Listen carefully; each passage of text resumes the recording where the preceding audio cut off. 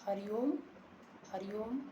मेरा नाम रोहित कुमार नापित है और मैं एमए फाइनल ईयर का छात्र हूँ और मेरा टॉपिक है आयुर्वेद में उपस्तंभ क्या है।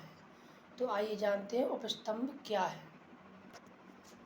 आयुर्वेद में कहा गया है कि हमारा शरीर किससे मिलकर बना है। तो हमारा शरीर वात पित्त कफ इन 3 दोष से मिलकर बना है, जो हमारे शरीर में पर्याप्त मात्रा में है।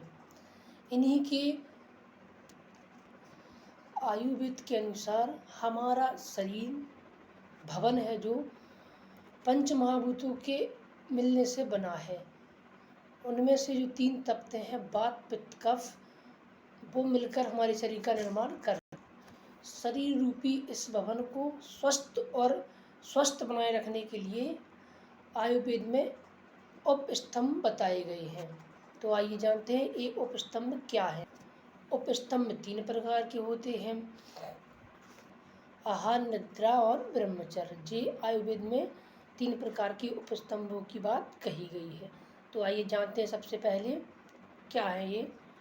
जिस प्रकार किसी भवन को खड़े रहने के लिए एक आधारभूत पिलर्स या खम्भों की जरूरत पड़ती है, उसी प्रकार हमारे शरीर के लिए भी इन 3 उपस्तंभों की ज़रूरत होती है, क्योंकि इसके बिना हमारा शरीर रूपी भवन कभी खड़ा नहीं रह सकता। अगर ये हमारे शरीर में नहीं है तो हमारा शरीर कभी भी मजबूत नहीं रह सकता। इनको स्वस्थ रखना हमारे लिए महत्वपूर्ण स्वास्थ्य की एक सलाह है। तो आइए जानते सबसे पहले आहार क्या है। उत्तम स्वास्थ्य के निर्धारण के तत्वों में आहार सबसे महत्वपूर्ण माना गया है। युक्ति संगत आहार के बिना हमें स्वस्थ रहना असंभव है।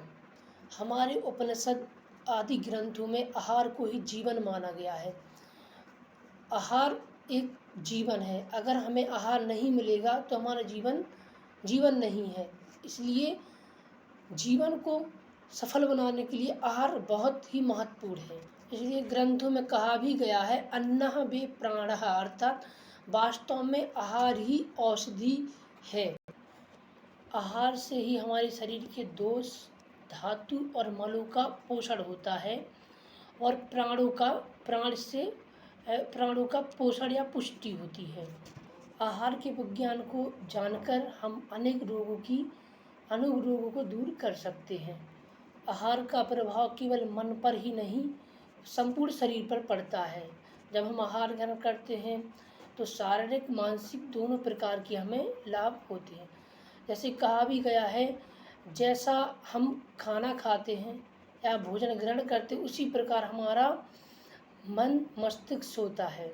आहार इंद्रियों को पुष्ट करता है, साथ ही साथ प्राणों को बलवान बनाता है। आहार एक प्रकार से मन का भी पोषण करता है। जिस प्रकार हम अपने मन का खाना खाएंगे, हमारा मन अच्छा रहेगा। वस्तुतः आहार हमें तभी फायदेमंद होगा, इसका हम स्वास्थ्य की दृष्टि से सेवन ना करके स्वास्थ्य की दृष्टि से सेवन करेंगे, तभी आहार हमें हितकर होगा। आयुर्वेद में दूसरा उपस्तंभ निद्रा है। निद्रा हमारे स्वास्थ्य के लिए बहुत ही महत्वपूर्ण है। जब मनुष्य पूरे दिन की संपूर्ण क्रियाएं करता है, उसके बाद मनुष्य का शरीर और मन पूर्णतः थक जाता है, तो मनुष्य की इंद्रियां शिथिल हो जाती हैं, तो उसको नींद आ घेरती है। और यह नींद ईश्वरीय वरदानों में बहुत ही अमूल्य मानी गई है।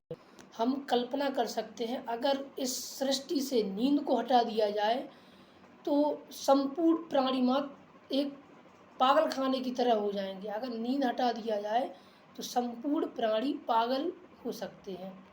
जब हम निद्रा को ग्रहण करते हैं तो हमारा शरीर तरोताज़ा स्फूर्तिवान हो जाता है, जिससे हमें मानसिक और शारीरिक दोनों प्रकार से आराम मिलता है।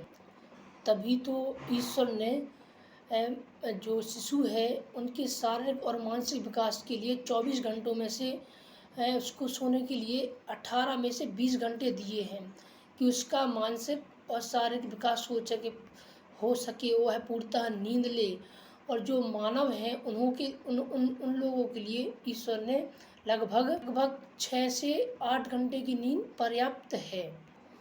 जब हम गहरी नींद ले लेते हैं तो हमारे शरीर में प्रसन्नता, पुष्टि, शक्ति, ओज, तेज, क्रांति और ज्ञान आयु की वृद्धि होती है। और अगर इसके विपरीत नींद न आने से व्यक्ति कमज़ोर, दुबला पतला आने से व्यक्ति दुबला पतला हो जाता है, और पूर्णतः नींद न आने पर वह मानसिक रूप से चिड़चिड़ा हो जाता है। यहाँ पर यह प्रश्न भी आता कि अनिद्रा, यहाँ पर अधिक सोना, संयम पूर्वक जीवनचर्या रखते हुए वीर्य की रक्षा करना। हम जो भी आहार द्रव्य खाते हैं उनका पाचन होने के पश्चात सारू में जो धातु बनती है उसे वीर्य या शुक्र या रज कहा जाता है। आयुर्वेद के अनुसार शरीर का बल इसी शुक्र धातु पर निर्धारित रहता है। ब्रह्मचर्य पर हमें ओजस्वी, प्रज्ञावान, बलवान व तेजस्वी, अतः इसे शरीर का आवश्यक उपस्तंभ कहा गया है। तो इस प्रकार जाना हमने कि हमारे शरीर के लिए उपस्तंभ कितने महत्वपूर्ण हैं। जिस प्रकार किसी भवन को बनाने के लिए पिलर की आवश्यकता होती है, उसी प्रकार हमारे शरीर को बलवान, पुष्ट बनाने के लिए इन उपस्तंभों की बहुत ही आवश्यकता होती है। हरिओम।